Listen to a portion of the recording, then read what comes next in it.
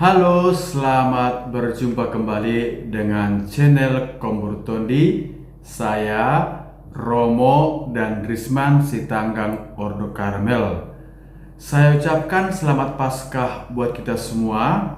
Kita masih dalam oktav Paskah pada hari Kamis tanggal 22 April tahun 2022. Sahabat sekalian, materi yang mau kita pelajari ialah masih melanjutkan tentang syahadat para rasul atau credo, di mana pada kesempatan ini kita akan melihat dengan subtema Allah adalah cinta.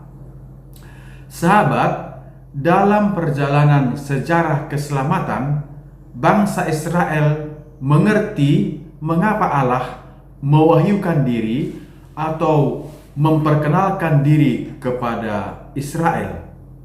Mengapa Allah memilih Israel dari antara segala bangsa menjadi miliknya? Alasannya ialah karena cinta Allah yang berbelas kasihan. Kita lihat dalam kitab Ulangan pasal 4 ayat 37. Karena Allah mengasihi nenek moyangmu dan memilih keturunan mereka, maka Allah sendiri telah membawa engkau keluar dari Mesir dengan kekuatannya yang amat besar. Ulangan pasal 7 ayat 8. Tetapi karena Tuhan mengasihi kamu dan memegang sumpahnya yang telah diikrarkannya kepada nenek moyangmu, maka Tuhan telah membawa kamu keluar dengan tangan yang kuat dan menebus engkau dari rumah perbudakan, dari tangan Firaun, Raja Mesir. Kitab Ulangan pasal 10 ayat 15. Tetapi hanya oleh nenek moyangmu lah hati Tuhan terpikat, sehingga ia mengasihi mereka, dan keturunan mereka lah, yakni kamu, yang dipilihnya dari segala bangsa seperti sekarang ini. Jadi, dalam kitab suci nyata tertulis bahwa Allah itu mengasihi nenek moyang Israel dan keturunannya. Berkat para nabi, Israel mengerti bahwa Allah karena cintanya selalu meluputkan Israel dari bahaya. Kita lihat bagaimana itu dikatakan dalam Yesaya pasal 43 ayat 1 sampai dengan 7. Tetapi sekarang beginilah firman Tuhan yang menciptakan engkau, hai Yakub, yang membentuk engkau, hai Israel. Janganlah takut, sebab aku telah menebus engkau. Aku telah memanggil engkau dengan namamu. Engkau ini kepunyaanku. Apabila engkau menyeberang melalui air, aku akan menyertai engkau. Atau melalui sungai-sungai, engkau tidak akan dihanyutkan.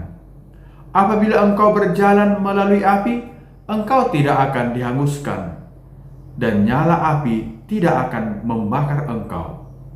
Sebab akulah Tuhan Allahmu yang Maha Kudus, Allah Israel, Juru Selamatmu. Aku menebus engkau dengan Mesir, dan memberikan Ethiopia dan Seba sebagai gantimu. Jadi, jelas sekali Allah memberikan jaminan sebagai bukti dari cintanya, bagaimana Allah meluputkan Israel dari mara bahaya.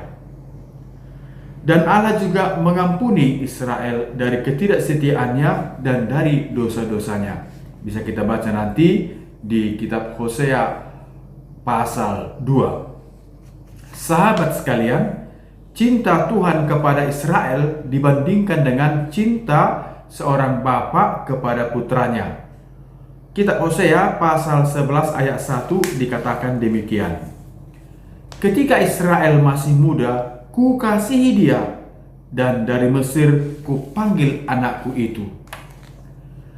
Cinta itu lebih besar daripada cinta seorang ibu kepada anak-anaknya. Kita lihat kitab Yesaya pasal 49 ayat 14 sampai dengan 15. Sion berkata, Tuhan telah meninggalkan aku, dan Tuhanku telah melupakan aku.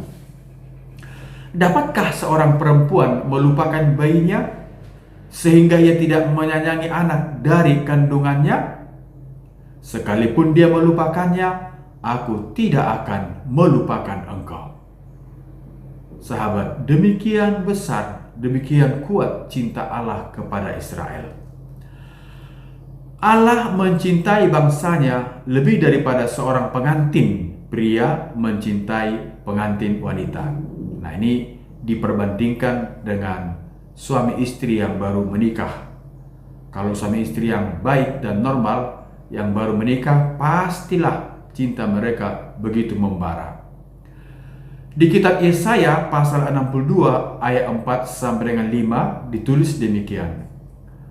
Engkau tidak akan disebut lagi yang ditinggalkan suami, dan negerimu tidak akan disebut lagi yang sunyi, tetapi engkau akan dinamai yang berkenan kepadaku, dan negerimu yang bersuami, sebab Tuhan telah berkenan kepadamu, dan negerimu akan bersuami. Sebab seperti seorang muda belia menjadi suami seorang anak dara, demikianlah Allah yang membangun engkau akan menjadi suamimu. Dan seperti girang hatinya seorang mempelai melihat pengantin perempuan, demikianlah Allahmu akan girang hati atasmu. Jadi, kitab suci memperbandingkan bagaimana cinta Allah itu seperti sebuah pelaminan di mana mempelai laki-laki sangat-sangat mencintai istrinya itu.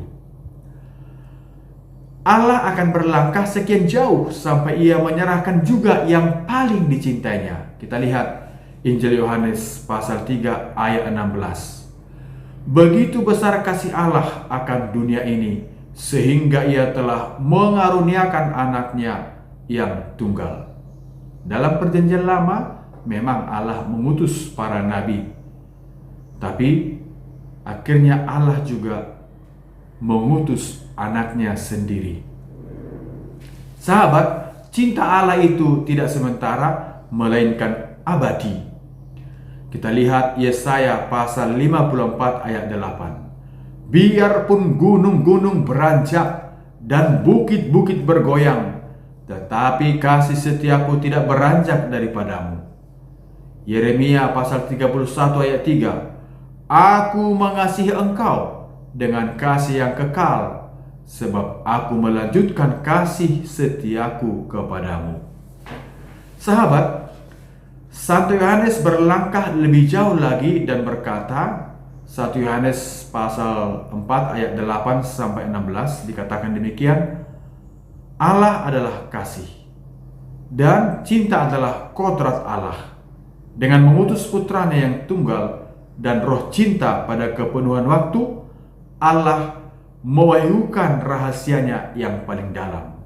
Sekali lagi, dengan mengutus putranya yang tunggal dan roh cinta, yakni Roh Kudus, pada kepenuhan waktu, yakni sesudah Yesus naik ke surga, Allah mewahyukan rahasianya yang paling dalam.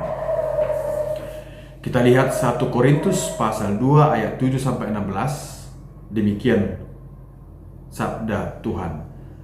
Tetapi yang kami beritakan ialah hikmat Allah yang tersembunyi dan rahasia, yang sebelum dunia dijadikan telah disediakan Allah bagi kemuliaan kita. Tidak ada dari penguasa dunia ini yang mengenalnya, sebab kalau sekiranya mereka mengenalnya, mereka tidak menyalibkan Tuhan yang mulia. Tetapi seperti ada tertulis, apa yang tidak pernah dilihat oleh mata, dan tidak pernah didengar oleh telinga, dan yang tidak pernah timbul di dalam hati manusia, semuanya disediakan Allah untuk mereka yang mengasihi Dia. Karena kepada kita Allah telah menyatakannya oleh Roh.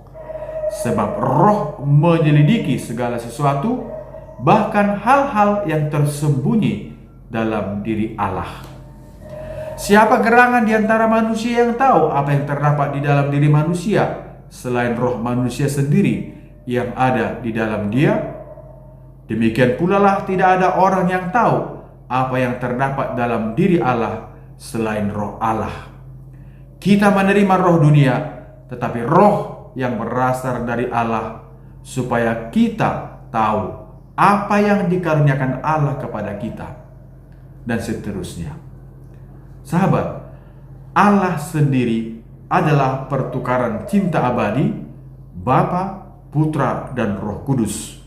Dan Allah telah menentukan supaya kita mengambil bagian dalam pertukaran itu. Sahabat sekalian, itulah yang mau dikatakan cinta Allah begitu hebat dalam konteks perjanjian lama, dan akhirnya dalam perjanjian baru Allah mengutus putranya sendiri. Karena itu mari kita berpikir positif, mari kita optimis dengan hidup kita, mari kita menghargai kehidupan, mari kita menghargai hidup kita dengan cara mensyukuri apa yang kita alami, apa yang kita peroleh, apa yang kita hayati, dan apa yang kita bergulat setiap hari dalam kehidupan kita. Kita berdoa bagi mereka yang belum mampu bersyukur, supaya mereka bersukacita dan akhirnya berterima kasih kepada Tuhan. Shalom, Tuhan memberkati. Amin.